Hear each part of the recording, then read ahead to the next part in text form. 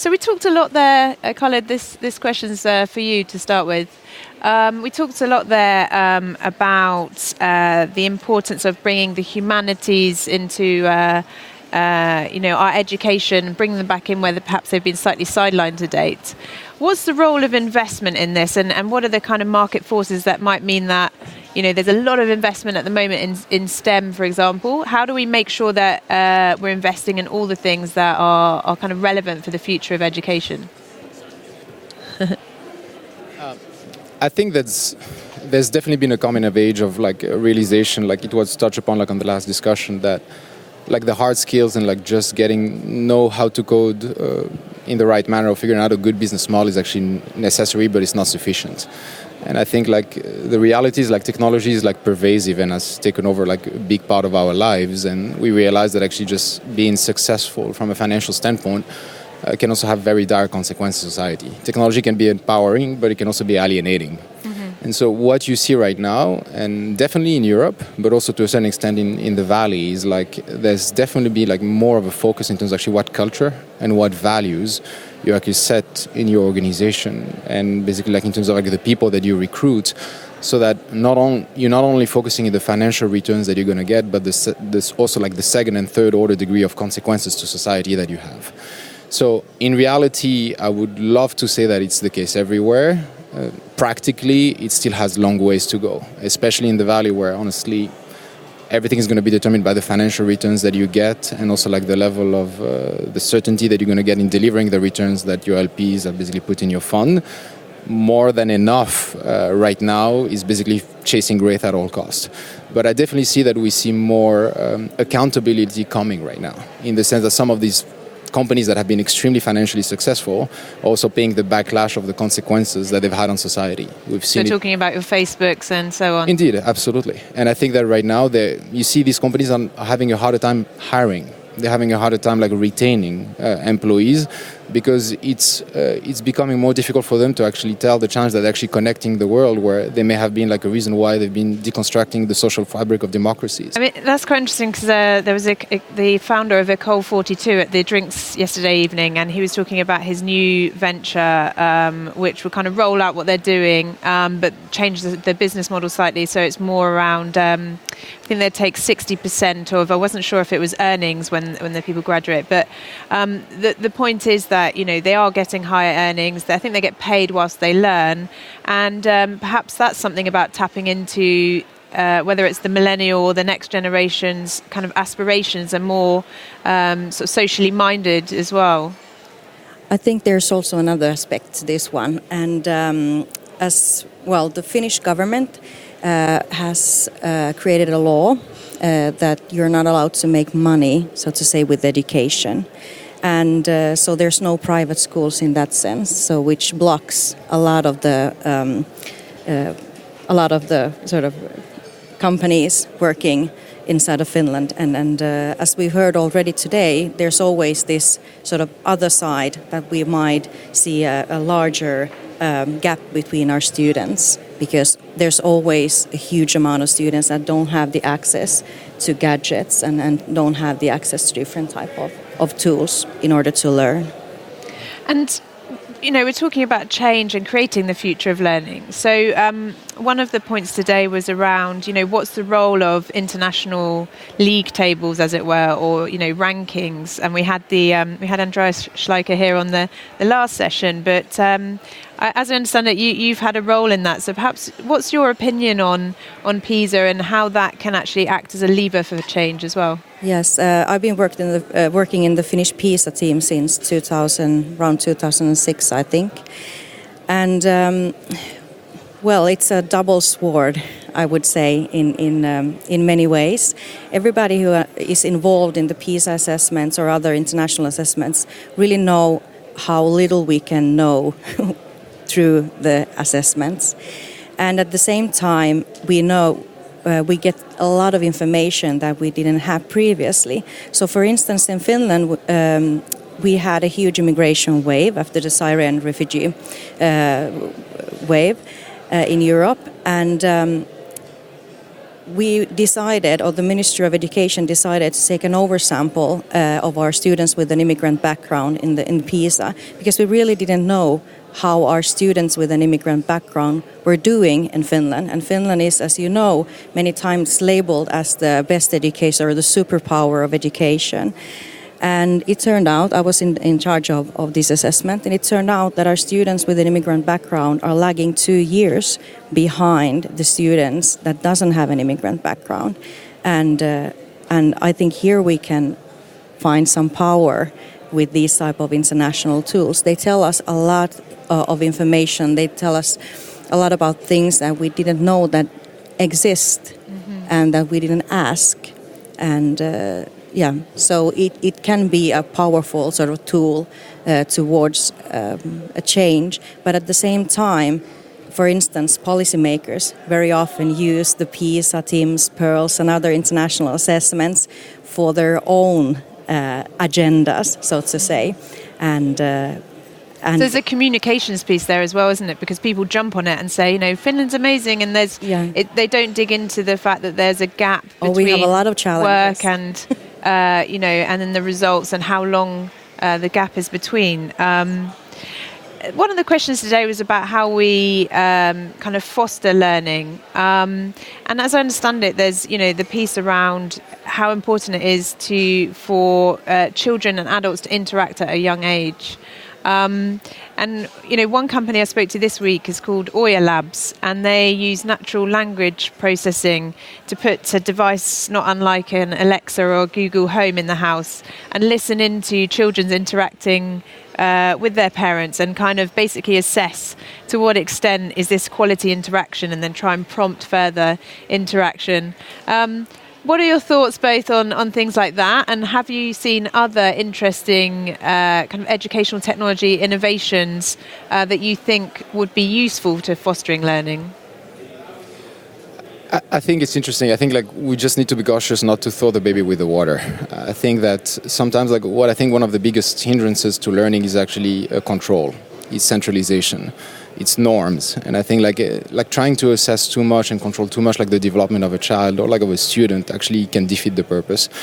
I think also the other challenge we're talking about a lot about how technology can enhance learning and can be broad innovation. I think we forget that some of the most necessary innovation is not a technology innovation. Mm-hmm. It's an innovation of business model. It's an innovation of incentives and providing there is so much more that we could do to increase the level of learning, and not just in terms of enhance or tailor and personalize, but broaden the access of the learning that you have right now. I think one of the biggest challenges that we have is the fact of the rigidity of the existing systems, of the fact that you have very constrained system that if you don't meet the basic levels, you have to be available from X hour to Y hour. Mm-hmm. You have to follow exactly the codes and the norms that we have set up. You basically don't feed the system, and therefore you get directed to a career that you're going to have to follow for the rest of your lives. Well, you know what? People don't want that.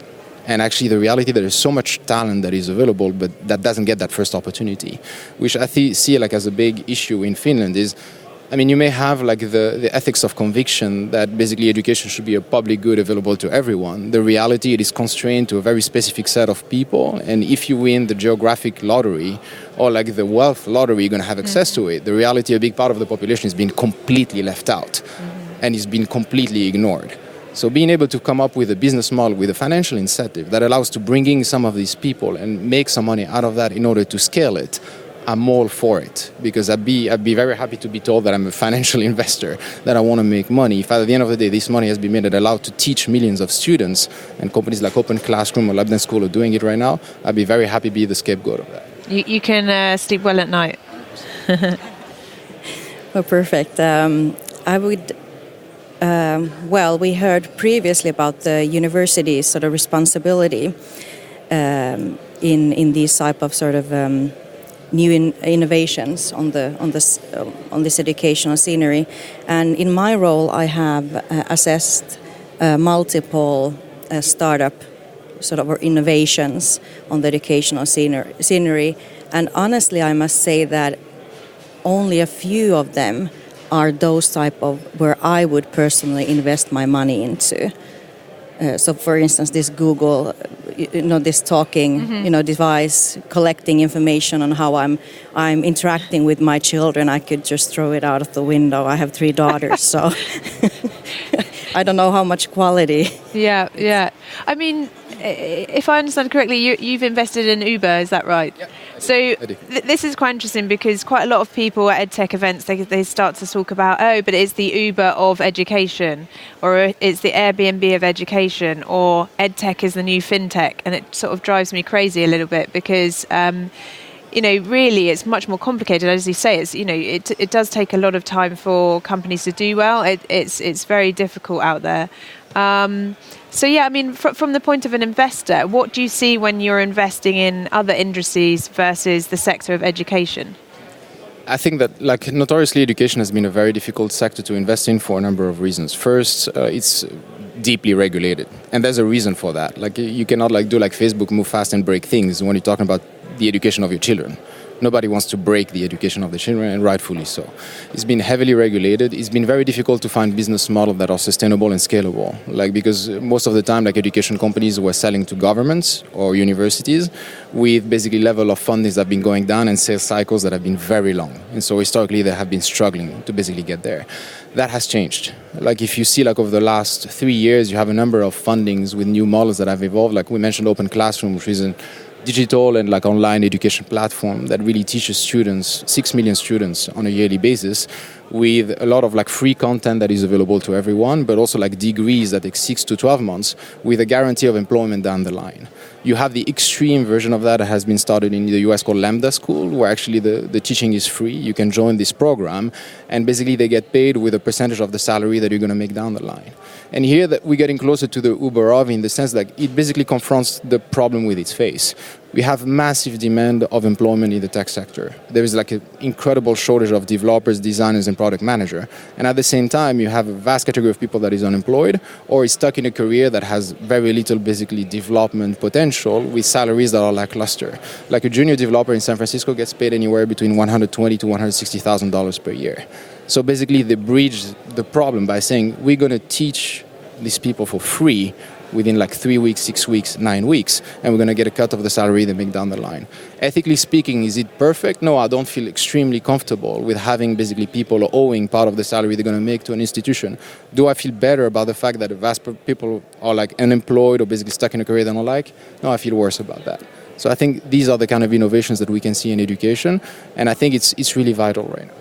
And Heidi, I mean, do you see a kind of time in the future, in the near future, where we could talk about agile schools or agile universities as a kind of mass thing, as a mainstream thing? Because I mean, part of the difficulties that we're talking about is that a lot of this is centralized. So will it just end up being private schools and universities that kind of are running with what learners actually want? How do we make sure that the change is actually something that happens in most of our state schools and universities as well? Well, I think one thing is, of course, to have the universities involved, and we can see that already throughout the world, that the universities are having different type of accelerators, hubs, innovation hubs inside the universities, and working with the teacher trainers and with the teachers of the future as well. So I think working with the universities would be a very good starting point. And And in Finland, you're having an AI initiative for the general public, is that right? So that I think they're bringing on, is it 10% of the general public are learning AI, a sort of basic course, which kind of might help in terms of public understanding of some of these issues? We have in Finland, so that coding is a part of the curriculum, and it starts from age 0 onwards. And so you have in early childhood education coding, which is more or less sequences. And so it's not necessarily coding per se, C++ or so. It's understanding the logic behind it. And it started in an early age. And at the same time, there is huge investments in getting iPads into early childhood education, into schools, different type of programs. The government is investing into different possibilities in getting different programs. And of course, the books are electronic and so on.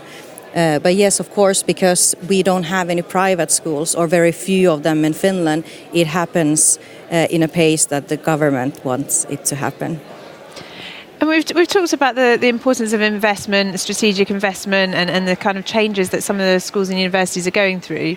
But ultimately, a lot of this is kind of the influence of adults in early education and parents and the community around you. I just wondered for both of you, what was your experience of being sort of supported through learning and those sort of formative years? Because now you're the ones that are sat on the stage and kind of experts and talking at this forum. So what was your own early year experience of learning, or formative experience of learning, should I say?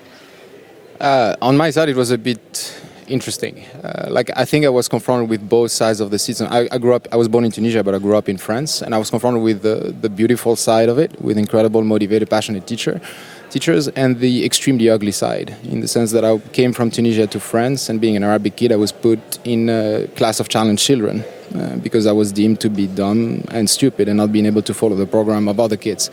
But thankfully, thank God, I had an incredible teacher that saw potential in me and spoke to my parents and allowed me to get me transferred and basically have an education that allowed me to come here. But I think even though I didn't win the Geographic Lottery that way, I won a bit of the genetic one, where I had some good predispositions in mathematics and physics, which was not the case of a number of my friends, which didn't follow a path that was as autonomous and allowed them to determine who they were going to be. So the reality, I think there are incredible things in our education systems, and I think there's more to be taught and to learn than just like STEM and like good level of mathematics and physics or how to make money, and we should not lose that. But I think we really need to look hard in the face of the real problems that we have, and that our convictions are not meeting the test of the responsibility of the societies we live in, that have inherent level of inequality and like basically a door that is impossible to breach for a number of people. And I think we need to open the doors of innovation outside to the private world and come up with models that can be empowering, make money, and yet be actually inclusive and really allow for accessibility to these forms of learning. On my other hand, I won in the Geographic Lottery. I was born and raised in Finland, and I have probably zero single bad words to say about the Finnish education system, because it was built, the ground pillars of the system was built when I went into school. And my father is a car salesman and my mother is a cleaning lady. And in Finland, it is said that you never know who's the next Einstein. So everybody is educated and everybody has equal potential. And of course, when I've been a parent in the United States as well, living there for several years, I've seen the other side as well, not equal opportunity. So I'm extremely lucky that I had those opportunities in Finland with zero student depth. When I graduated from the university with a PhD in my back pocket. And I was completely, when we moved to the United States, I was able to compete on a completely different line than many of my colleagues were able to do. Okay, thank you. Thank you for sharing that. Let's go to some questions. So who would like to jump in? We'll do the same thing. We'll have 3 questions and ask those in one go. We've got one here. Do we have the... Do we have a microphone? Yep, we're just going to get one. Here it comes.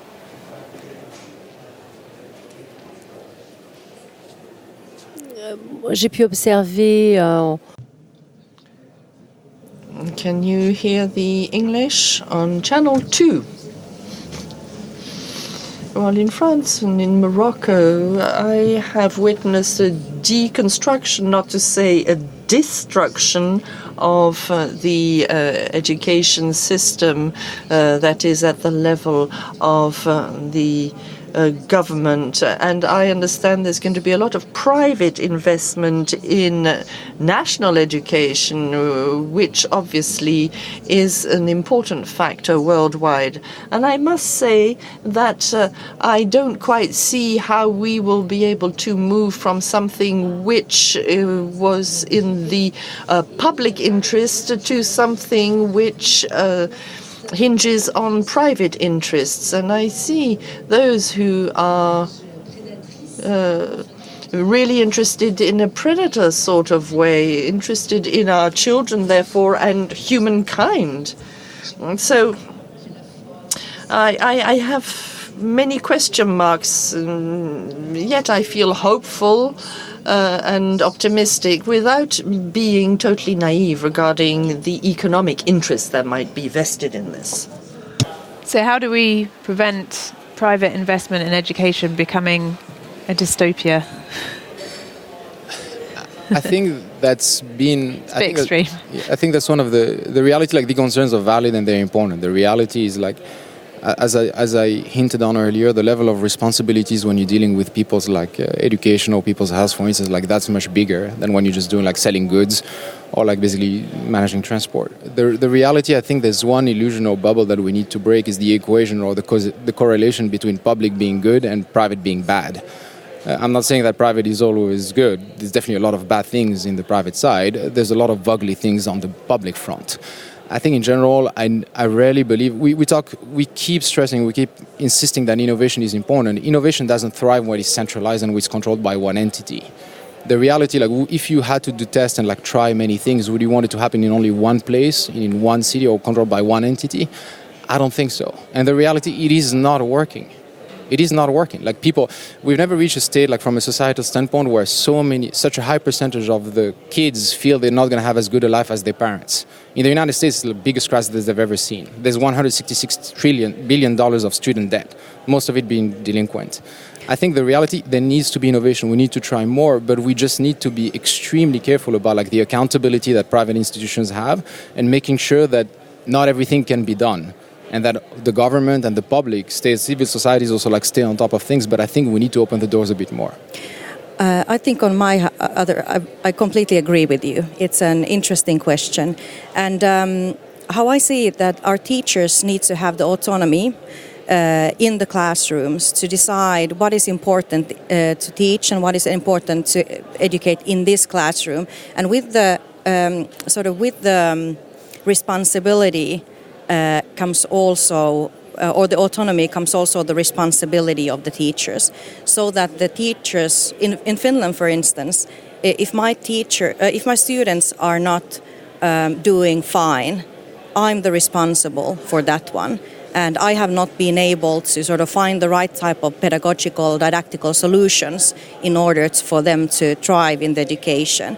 And when it comes to sort of other technological tools that are taken into the classroom, I think the teachers need to be those ones in the forefront who decide which one will work in this environment and which ones won't work. And I think, coming in from above, somebody selling the teachers that, you need to use this tool or you need to use this one and so on. It's not going to work and it's not going to be effective in the classroom. And I've been working for a teacher for more than 10 years and I love technology. It is an interesting one though, isn't it? Because you mentioned, coming here from Tunisia and being put in a class, but, equally so, if an algorithm is developed by a certain type of person with their own biases, say probably Western, maybe Californian, it could equally happen in that way if, it sort of picks up. So we have to be careful that just because it's technology, it doesn't just replicate the same issues we have in the kind of offline world. Absolutely. I don't think technology is good in itself. I think the challenge is so far you've only had one shot, which was your class. Mm-hmm. And the reality, if you failed that, your life was pretty much over. And that cannot be the case. I'm not saying that actually all algorithms are good, technology are good. No, technology can be bad, but I think we need to multiply the chances. And it is happening. Like for instance, like in Open Classroom, I'll give you an example. Like I just saw like the December report. There was like Anaïs, who was like a 27-year-old school dropout, which was working as a cashier. She basically took a maternity leave and took over 40 courses in developing. And she basically got a tech, she's become a tech worker. She's going to get a master's degree in less than 2 years. How often did you see that people going back to schools and finding a way in? The reality. I need to interview her for the 100%. podcast. Sounds amazing. Yeah, no, it is happening. There are like innovation and changes happening, and the reality, a lot of it is happening on the private side. And there are also other options when you're talking about adult learning and so on. We have open universities, we have online universities. So there are plenty of opportunities for people to do in faster paces their master's degrees or doctor's degrees or whatever. So there are already options.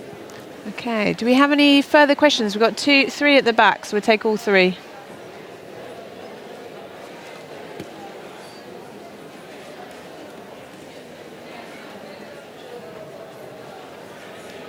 We can't hear you. Yeah, okay. Seems like it's working now. Right. I'm coming from the Ministry of Education in Azerbaijan. It's a small country in Caucasus, and actually I've been with the ministry for only less than 2 years, and ahead of that I've spent 12 years in the corporate sector. And that was mainly oil and gas industries. That's been BP, which is a British company. That's been Schlumberger, which is a French oilfield services company. And then I moved, and Azerbaijan is an oil and gas rich country, so this is the most developed sector at the moment. So I've got an invitation to join the ministry. And what I'm saying is for a couple of for 2 years now, I'm basically traveling around the world because I'm in charge of the innovations in the education, and I'm meeting with a lot of people at the events like this. And what struck me just earlier today seems like a lot of things happening in education is reinventing the wheel. Because from my experience of big corporate organizations, the ones I named and some others, a lot of things in advanced education and long learning has been put in place in these organizations to get to their competitive advantage over other companies in the market. And there is a lot of corporate collaboration between the universities, business schools, and MIT type of schools at the corporate level for the people beyond 30. But when we're thinking of K-12 education or postgraduate education, undergraduate education, I think like if we take two separate groups, teachers at K-12 level, for instance, and the corporate segment, there is almost no connection I've seen in any country across the world. So my question is, what is your experience and what are your thoughts about basically not reinventing the wheel and thinking how to do things, but basically make the big corporations also responsible to share their best practices, to share their systems, their ecosystems for learning and development with public education organizations, and that might be some sort of solution. Thank you. Well, I have one point on that before I go to the panelists, which is maybe organizations will just go and do that themselves. So speaking this week with a company that once Tesla cars are off the manufacturing line, they're CAT scanning them, so doing like a kind of complete scan of them, and then modeling all of their parts so that engineering students can actually now use CAD design work, but with real cars and kind of manipulate. And I'm not sure how pleased Tesla is about this, but that's kind of their application of the technology. But yes, and a very interesting question. And there are already in place. There's practical training periods for students that can be done in different companies, and students can go and schools can work together with the companies like this. But of course, there's always a challenge when it comes to corporates and when you're collaborating with schools, because then we're talking about issues connected to equality. Does all of the students have the equal opportunities into these type of gadgets or designing car parts or whatever they have there? So I think here there should be a guidance from the government sector as well, because otherwise we will have areas with a lot of different type of tools in the schools, and some other areas we might not have them. I think what I've heard as well from new universities that are setting up in the UK is that in the initial period, all of the industry partners are very excited. So you might start off with like 40, and then when it comes down to it, you might end up with 10 that are like really committed. So I guess it's trying to find those, partners that are actually serious about, their commitment. Was there another question? Yep. We have two, so we'll take both of those. Thank you. I heard a lot and read a lot about the Finnish model of education, and it's really a great example. My question is it possible to replicate, or has any research been done to replicate the Finnish model in societies which are ethnically heterogeneous, number one, or where the interests of the ruling regime are not harmonious with the interests of the broader society? And the societies could be large or small, but there may be a disharmony of interest, for example, in smaller societies between the ruling elite and the... So I'm just wondering if you have given any thought to these... Absolutely. It's an easy question to ask. Yes, thank you so much for your question. The thing is that there is already... firstly, it's an impossibility to replicate education system and take it to another country and to another context. That's how I see it. But we can take some parts of it, and we have companies, startup companies in Finland, for instance, that are taking their sort of the ideas of early childhood education, playful learning, and so on, to Brazil, for instance, and adapting it to their curriculum, teaching their teachers, and so on. So you need to do it in a larger scale, and not only. So you have to work with the ministries of the country, design the curriculums, and make sure it sort of fits in to the country's contexts.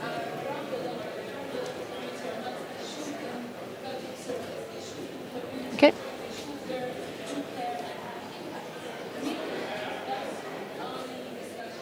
Pardon. Bonjour, je suis... Good morning. I'm Ernesto from Salvador in Central America. Now, I feel there's something which is really interesting when you talk about the future of education. I used to teach technology. I've been doing that for the past 5 years in a French school. And my situation was a little out of the ordinary because I realized that I was allergic in a way. I just couldn't stand the basic set of subjects that need to be taught to all these students, because I felt that really stifled these young people's creativity. The attempt is to overly harmonize things. The idea being to educate people.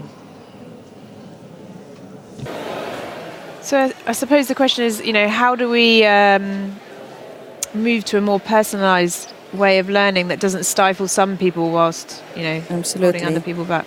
I see that we really need to stop feeding information into blocks for our students, and that's the starting point. And the information needs to be connected, and it needs to be I need to be in the center of my learning, because I need to connect the dots in my head, so to say.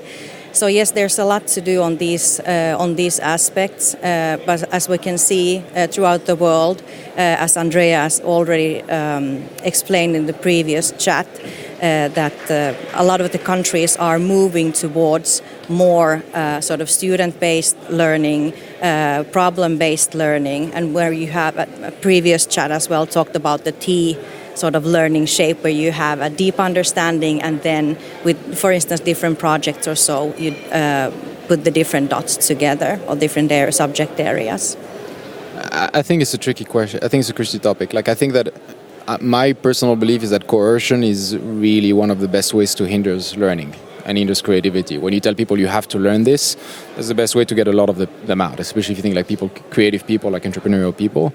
But you also face the challenge that schools have an obligation to get a certain level of proficiency in a number of very important subject matters. I mean, you imagine you set up a problem-solving environment, but 90% of your class get out of it with zero understanding of arithmetics or calculus. That's a deep problem. I think we're facing the issue that we've been too long focused on a one-size-fits-all approach. We need to teach all of these subject matters, and we need to reach a certain level of proficiency, which is why I'm also very cautious with the norms, because the norms are supposed to be like a way to make sure that you follow a certain level and you reach a certain level, but it becomes like a self-fulfilling prophecy where people focus more on the norms than actually the end result that they're supposed to reach, that people get educated and become self-deterministic. I think we need to see more of a solving problem approach on top of the subject matter teaching. I think I'd be cautious of having either one being exclusive. I think if you just take a solve a problem approach, you're going to have an incredible environment for very creative people and teach amazing entrepreneurs. They're going to have no coders to basically work for them or with them. And I think that we need to take both approaches. I think innovation is really important, but it's important that we keep what is working very well as well. So I think if you can come up with an environment that you get a certain level of proficiency in very important subject matters, but also allow to have students take ownership of their own learning and have them motivated not only to get a grade, but to solve issues that they actually can relate with, we can come up with amazing results. Okay, we've got an extra question down here. First of all, thank you for your inspiring speeches. I have two questions, maybe in one, but what is for you the importance of early childhood education? Because we talk about the future of learning, and I don't know if you are aware about this, but the French government make mandatory the learning, like the school between 3 and 6 years old in France, like it's all new. And also, what is the place of the research within the school? Because I believe that we can improve education by also linking research, design process, research process, scientific and not scientists, families, caregivers, researchers, else professionals, and you know what I mean? Like how we can improve that, like how we can make better education by placing the research at the heart of the school, and also how we can improve the early child education. Yes. Questions? Thank you so much for bringing in front the early childhood education. I just happen to be a professor in early childhood education as well. And we just came out with a book on early childhood education in 21st century, where we have the systems of 21 countries explained in the book, and different approaches to early childhood education. But we know that if we invest $1 into early childhood education, we get $6 back later on. And which also means that the early childhood education is one of the most important times during your life, and therefore those teachers teaching you should be on a high level. They should be well paid, as well as having the knowledge and skills from a university level. And when it comes to the research that is done in the schools, I think the teachers need to have in schools high enough of a level, sort of a research-based education in the universities. They are unable to teach critical thinking to our students if they don't know how the critical thinking, or if they don't know critical thinking themselves. And so teachers are researchers as well in their own work. Oh, sorry. How does it work in Finland? Like the school system starts at 6 or 7, or it starts before? It starts at 6, preschool at 6, and then in 7 to a real school. The real school. Okay, it's kindergarten before. Thank you. I mean, it's an interesting one on the research, because they were talking about this on the other stage as well.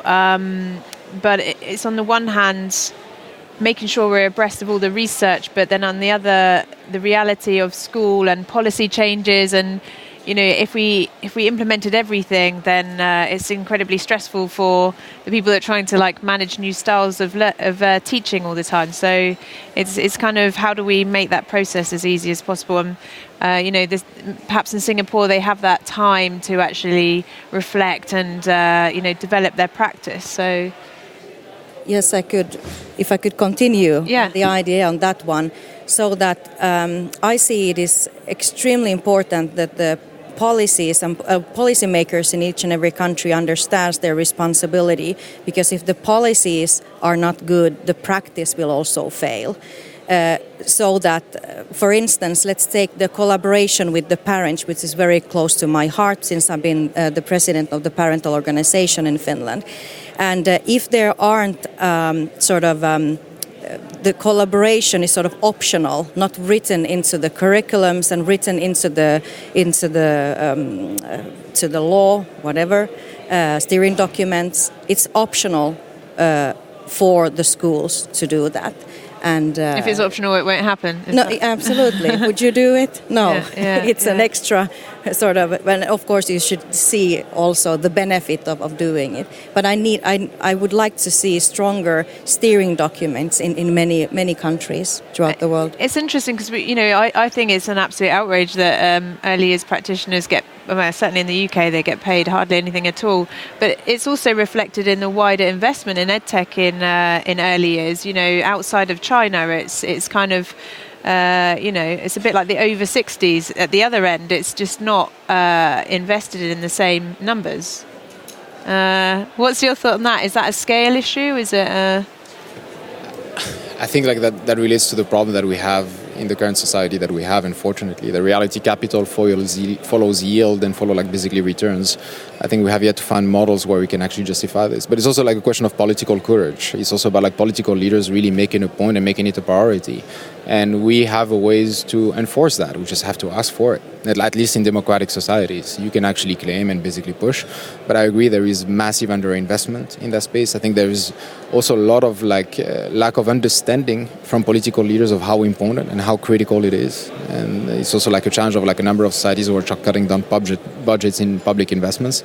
And so asking for more investment in that aspect, which is the reality, the longer it's going to take to have an economic return is also an issue for a number of these governments. I think it's the reason behind it.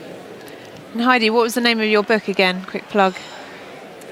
That's a good question. So I've published so many, so I've already in the pipeline, I think 2 or 3. It's something like early childhood education in the 21st century. I love it. Don't even have a title yet. Maybe we should come up with that for the end of the... Yeah, it's already out there, but I can't remember.